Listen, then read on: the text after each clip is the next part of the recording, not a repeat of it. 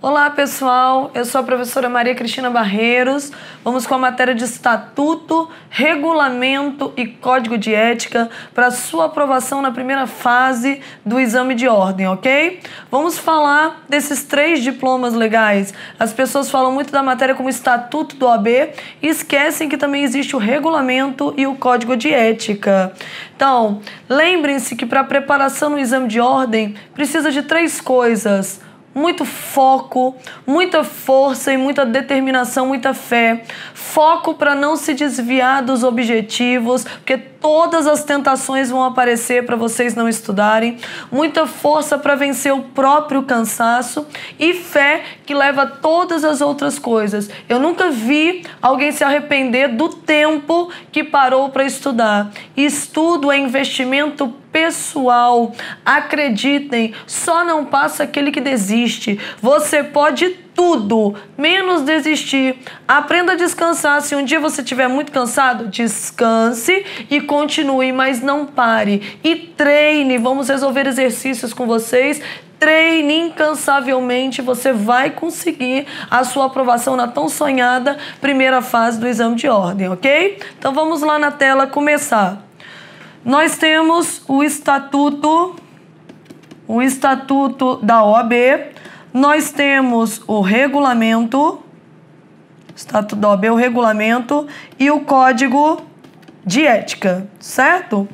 O Estatuto da OAB, ele é uma lei ordinária aprovada pelo Congresso Nacional. Tem status de lei, ok? Portanto, qualquer alteração tem que ser feita uma lei aprovada, publicada lá no Congresso Nacional. E o objetivo do Estatuto é trabalhar as normas gerais aplicadas ao exercício da advocacia. O regulamento da OAB, por sua vez, não tem status de lei ordinária. É um mero ato normativo infralegal, abaixo da lei, expedido pelo Conselho Federal da OAB. Mero ato normativo infralegal, expedido pelo Conselho Federal da OAB. E o regulamento tem o objetivo de aprofundar, tem o objetivo de detalhar, especificar as normas gerais do Estatuto. O Estatuto fez as normas gerais, conceituou regras básicas aplicáveis ao exercício da advocacia e o regulamento vai aprofundar, explicar um pouquinho mais, detalhar, interpretar o que o Estatuto já mencionou. O Código de Ética, ele também é um ato normativo, não tem status de lei ordinária, não é aprovado pelo Congresso Nacional, é um mero ato normativo, também infralegal, portanto, aprovado pelo Conselho Federal da OAB, que tem como objetivo trabalhar os direitos e deveres dos advogados, e o processo administrativo disciplinar. Do advogado. Vai trabalhar também regras de publicidade e propaganda ligados ao exercício da advocacia, o que pode e o que não pode ser feito. Pessoal, então olha a ideia. Nós temos 3 diplomas legais: Estatuto, Lei, Congresso Nacional, Norma Geral. O regulamento, ato normativo infralegal abaixo da lei, publicado pelo Conselho Federal da OAB, visando detalhar, aprofundar o que o Estatuto já falou. Código de Ética, também ato infralegal, aprovado pelo Conselho Federal, para trabalhar direitos e deveres do advogado, publicidade no exercício da advocacia e processo administrativo disciplinar. Dentro dessa ideia, eu vou fazer algumas perguntas para vocês. Por exemplo, o Conselho Federal da OAB pode alterar o Estatuto? Não. O Estatuto tem status de lei ordinária, só o Congresso Nacional pode alterar por meio da publicação e da promulgação de uma lei ordinária aprovada na Câmara e no Senado Federal, que inclusive foi o que aconteceu em janeiro de 2016, quando houve uma alteração por meio de projeto de lei publicado e aprovado, que incluiu, por exemplo, aquele artigo 7º-A do Estatuto que nós vamos trabalhar, que fala dos direitos da gestante, da lactante, né, da mulher gestante, e fala da pessoa que tenha adotado e que tenha dado à luz. Foi neste projeto de lei que também foi incluído a sociedade uniprofissional, quando o advogado ele é sócio de si mesmo. Não seria a expressão mais correta, mas a sociedade uniprofissional, unindividual de advogados, também foi incluído no Estatuto por meio da aprovação de uma lei ordinária. O Conselho Federal não tem competência para alterar o Estatuto, tendo em vista que eles têm status de lei. Já o regulamento e o Código de Ética, para serem modificados, basta um mero ato normativo infralegal abaixo da lei. Certo até aqui? Ok? Então vamos lá na tela trabalhar mais uns pontinhos. Muito bem. Vamos falar sobre os quadros da OAB. A OAB é composta pelos advogados, devidamente inscritos pelos advogados, e os requisitos para ser advogado, artigo 8º do Estatuto da OAB, vamos trabalhar, e pelos estagiários. Ficam dizendo por aí que estagiário não é nada, estagiário é muito mais do que se pensa, até porque é o primeiro degrau para você poder virar bacharel e um dia poder virar advogado, o estagiário, que está previsto lá no artigo 9º do Estatuto da OAB. Então, os advogados e os estagiários compõem os quadros do OAB. Vamos trabalhar agora os requisitos para você ser advogado, que é um dos membros componentes da OAB. Requisitos para ser advogado. Os requisitos para ser advogado estão no artigo 8º do Estatuto da OAB. O primeiro inciso e o primeiro requisito fala que o advogado deve ter capacidade civil. Capacidade civil. Lembrando que nós temos civil, né? Direito civil? A capacidade de direito adquirida ao nascer com vida, você adquire personalidade jurídica para responder por seus direitos e obrigações. No entanto, não basta a mera capacidade de direito. Eu também preciso da capacidade de exercício.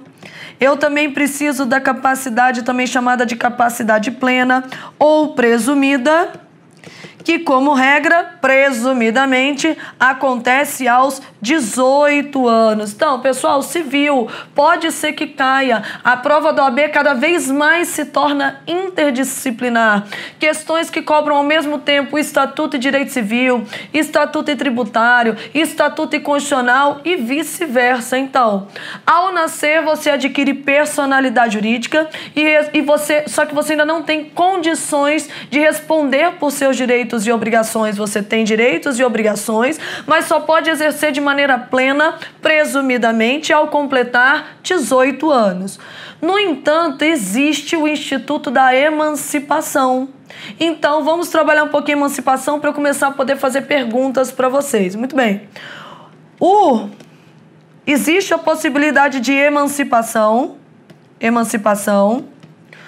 com o maior de 16 anos, pelo menos 16 anos, desde que tenha autorização dos pais, ok? Pelo casamento. O casamento também gera a emancipação. Por exemplo, a colação de grau e ensino superior, certo? E sustento próprio com mais de 16 anos. Então, foi aprovado no concurso público, lá com 17 anos, já tem o sustento próprio. Ou já é um empresário com 16, 17 anos, tem o sustento próprio. Isso vai gerar emancipação. Por que eu estou trabalhando isso? Uma prova interdisciplinar. Porque se vier na prova do estatuto seguinte, é possível que um adolescente de 17 anos já seja advogado inscrito na OAB? A pergunta não é se você já viu isso na prática, é se é possível um adolescente com 17 anos ser inscrito nos quadros do OAB, virar advogado e exercer a profissão. É possível? É. Se ele for um superdotado, tá terminando ali a faculdade de Direito com 17 anos e meio. Hoje existe a possibilidade de se fazer exame de ordem no último ano da faculdade. Então, com 17 anos, ele já está ali no 10º semestre, ele passa no exame de ordem, ele cola grau. A colação de grau em ensino superior é uma das causas que geram a emancipação, e ele com 17 anos já colou grau, já passou no exame de ordem, vai poder requerer a inscrição nos quadros do OAB. É possível? Totalmente possível. Uma prova interdisciplinar poderia cair em qualquer uma das matérias. Os alunos precisam aprender a caminhar na matéria. Na última primeira fase, por exemplo, caiu uma questão inteira de tributário, eu também leciono tributário, de tributário na prova de constitucional. Na prova de abril de 2018, caiu uma questão inteira de tributário na prova de constitucional, que falava do IPTU progressivo no tempo. Teve uma prova de estatuto que caiu 5º constitucional, que é muito mais direito constitucional do que estatuto. Precisamos trabalhar essa interdisciplinariedade dentro da prova do exame de ordem, que é uma tendência das novas provas, ok? Então fique aí com o quesito da emancipação. Na tela, muito bem. Além da capacidade civil, nós falamos da emancipação. Segundo requisito, precisa apresentar o diploma. O estatuto fala em apresentar diploma, lá no artigo 8º, inciso 2º.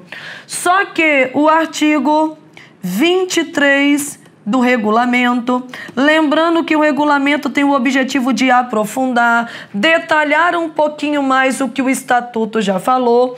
O artigo 23 traz a possibilidade, caso você não tenha ainda o diploma, de apresentação do histórico escolar, tudo bem? Autenticado, histórico escolar autenticado e o certificado de conclusão do curso. Então, pessoal, falei para vocês que o estatuto ele trabalha as normas gerais aplicadas à advocacia, portanto ele fala da necessidade de apresentação de diploma, partindo do pressuposto que você já é bacharel em direito, já colou grau. Só que às vezes o diploma demora muito a sair, tem que ser expedido por instituição pública, vai que ela entra em greve, você já tem um contrato com o escritório, só está esperando o número da sua carteirinha. Você pode inclusive fazer uma solenidade ad referendo para pegar logo o número da carteirinha numa solenidade mais simples e depois referendar na solenidade oficial. Às vezes demora a sair o diploma. Para não travar o emprego que você já tem, aí vem o regulamento, especifica, detalha e diz que se for apresentado o certificado de conclusão de curso, ou seja, a própria instituição já disse que você terminou o curso de direito, e o histórico escolar, que vai dizer lá todas as matérias que você cursou, o período, se está aprovado ou não, o histórico escolar autenticado, cópia autenticada, supriria a apresentação do diploma e você conseguiria poder requerer a inscrição nos quadros da OAB para poder exercer a profissão. Então não adianta ler só o estatuto, tem que ler o estatuto, como é o caso agora, o regulamento e de preferência o código de ética. A prova de estatuto da advocacia é uma prova extremamente legalista. Nós vamos conversar sobre os artigos mais recorrentes em prova. Mas eu sempre digo aos meus alunos que o aluno deve estudar tudo. Lá nos 15 últimos dias a gente foca no que mais cai. Mas durante a preparação estude tudo, adquira base na matéria. Isso vai gerar base em estatuto e em outras disciplinas também, ok? Então diploma, certificado de conclusão ou histórico, junto com o histórico escolar autenticado, ok? Segundo requisito. Vamos lá na tela. Além desse primeiro requisito, capacidade civil, diploma, histórico ou certificado de conclusão, nós temos que apresentar o título de eleitor, quitação com o serviço eleitoral, que é o artigo 8º, inciso 3º do Estatuto, que é exigido de todos os brasileiros, sejam homens, sejam mulheres. Comprovação com serviço eleitoral, a quitação de votação nas últimas eleições. Este ano, inclusive, tem eleição. Então, você vai ser aprovada ali em meados de novembro de 2018, segunda fase em janeiro de 2019, dia 20 de janeiro. Vai estar pegando a sua carteirinha, se Deus quiser, vai estar pegando sua carteirinha ali. Se a segunda fase é 20 de janeiro, resultado final de fevereiro, março, por ali, abril, você já está pegando a sua carteirinha. Neste momento, você vai ter que comprovar a quitação com o serviço eleitoral, comprovante de votação nas últimas eleições ou uma dispensa justificada, seja homem ou mulher, desde que brasileiro. Vamos frisar por que eu estou falando desde que brasileiro. O outro requisito, inciso 4º, é a quitação com serviço militar obrigatório. Serviço militar obrigatório, ok? E aí, vamos frisar para os brasileiros, serviço militar obrigatório é para o brasileiro, desde que seja homem, porque o serviço militar não é obrigatório até o presente momento para as mulheres aqui dentro do Brasil. Então, título de eleitor para todos os brasileiros, independente de ser homem ou mulher. Serviço militar obrigatório só para o brasileiro, mas só para o homem brasileiro, ok? Já que a gente está frisando tanto o brasileiro, vou fazer um adendo e vou falar um pouquinho do estrangeiro. Estrangeiro. Deixa o estrangeiro bem aqui. A primeira pergunta que eu vou fazer é, pergunta número 1. O estrangeiro pode advogar em todo território nacional? O pode é mortal, hein? Em todo território nacional. E aí, o estrangeiro pode advogar em todo o território nacional? Pode. Professora, não, ele pode. Mas para ele advogar, tem que cumprir todos os requisitos. Então, todos aqui entre aspas, todos os requisitos do artigo 8º do Estatuto da OAB. Vou botar todos entre aspas e vou dizer por quê. Esse estrangeiro tem que comprovar a capacidade civil? Tem. Pelo menos 18 anos ou, se for o caso, uma causa de emancipação, pelo amor de Deus. Com relação ao diploma, o diploma dele é lá da Itália. Não vale automaticamente aqui. Ele vai ter que revalidar o diploma em uma das instituições brasileiras, ok? Ele, por isso que eu botei entre aspas, então vou até puxar em outra cor da caneta para vocês, o todos aqui entre aspas, porque como ele é estrangeiro, ele não precisa comprovar quitação com serviço militar eleitoral e nem com serviço militar obrigatório. Então, isso não precisa. Por isso que eu estava frisando que título de eleitor é só para o brasileiro, homem ou mulher. Serviço militar obrigatório só para o brasileiro, desde que homem. E aí o estrangeiro não precisaria comprovar a quitação com serviço eleitoral brasileiro, nem com serviço militar obrigatório, ok? Mas ele vai ter que, por exemplo, sentar num banco, estudar bastante, porque nem com a língua ele está acostumado, com a língua portuguesa, e ele vai ter que ser aprovado no exame de ordem, não vai fugir do exame de ordem, primeira e segunda fase. E na segunda fase, além de estudar o direito material, que na verdade não há dificuldade, você é treinado para passar, além de ser aprovado no exame de ordem, vai ter que aprender a língua portuguesa. Aí fica uma coisa tensa, né? Já pensou se ele for japonês? Vai ter que aprender a língua em português para poder fazer a primeira fase, porque ele tem que entender o que está escrito. A segunda fase, além de entender o que está escrito, ele tem que escrever em português, coitado. Então ele tem uma dificuldade a mais, mas tudo é possível para aquele que crê e para aquele que se dedica e treina. Então, capacidade civil, vai ter que revalidar o diploma, vai ter que ser aprovado no exame de ordem, vai ter que prestar o compromisso solene, bem bonito, o compromisso, juro ser um ótimo advogado, e não pode exercer nenhuma atividade incompatível, não deveria ter uma conduta incompatível com o exercício da advocacia. Tudo bem? Ainda com relação ao estrangeiro, vou fazer uma segunda pergunta a você. Muito bem. Segunda pergunta. O advogado estrangeiro, então ele é um italiano, o advogado estrangeiro pode prestar consultoria ou uma assessoria. Lembrando que consultoria, pessoal, e assessoria, assim como a direção jurídica, são atos privativos de advogado. Consultoria, uma dúvida esporádica, assessoria, uma habitualidade e o cargo de diretor jurídico, gerente jurídico, ok? Todos atos privativos de advogado, ainda vamos falar sobre isso, não é o foco da nossa aula hoje. Mas, lá na tela, o advogado estrangeiro pode prestar consultoria no Brasil, sem revalidar o diploma e sem ser aprovado no exame de ordem. E aí? Pode ou não pode? Ah, professora, acho que não pode, não. Como assim um ato privativo de advogado sem revalidar o diploma, sem ser aprovado no exame de ordem? Cuidado, hein, pessoal. Provimento, vou até mudar a cor da caneta.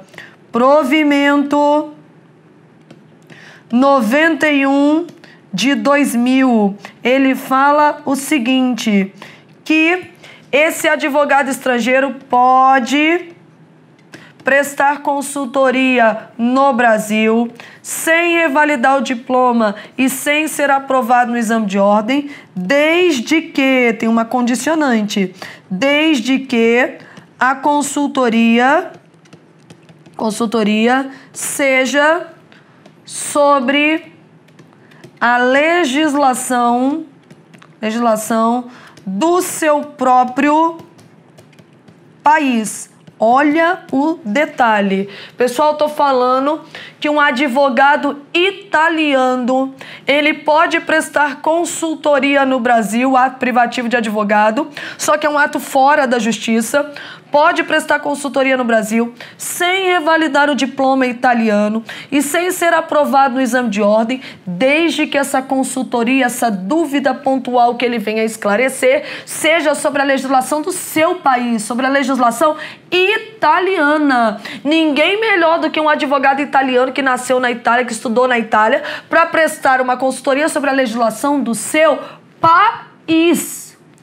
Mas se a consultoria for sobre a legislação brasileira, aí muda tudo de figura.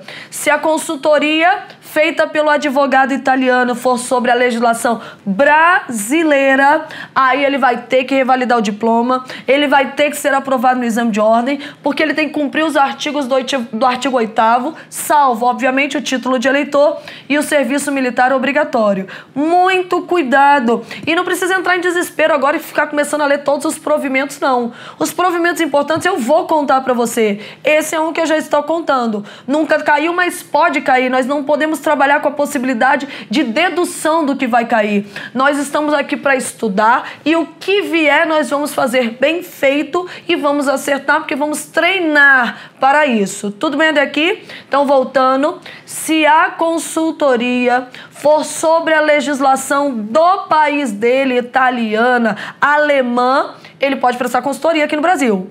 Se for sobre a legislação brasileira, tem que cumprir os requisitos do artigo 8º, inclusive revalidação do diploma, inclusive aprovação no exame de ordem. Tudo bem até aqui? Então, sobre a legislação do seu próprio país, certo? E vamos para um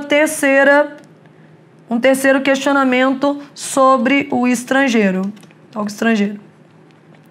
E agora vamos falar sobre o português equiparado. Ok? Isso, inclusive, é a leitura do artigo 12, parágrafo 3º da Constituição, que já fala do português equiparado, vou comentar com vocês. E aqui no Estatuto, artigo 8º, parágrafo 2º, Estatuto da OAB. Então, Lá na Constituição, o Estatuto só está cumprindo os mandamentos constitucionais. O 12, parágrafo 3º, ele fala do Instituto do Português Equiparado. O português equiparado é brasileiro? Não. O português equiparado é estrangeiro, português. Ele pode até pedir uma naturalização? Pode. Ordinária, que é a mais fácil, tendo em vista que ele é originário de língua portuguesa, presume-se que ele sabe ler e escrever, ele tem idoneidade moral se ele morar aqui no Brasil por pelo menos um ano. Após um ano, originários de língua portuguesa podem se naturalizar de maneira ordinária, ok? Podem se naturalizar.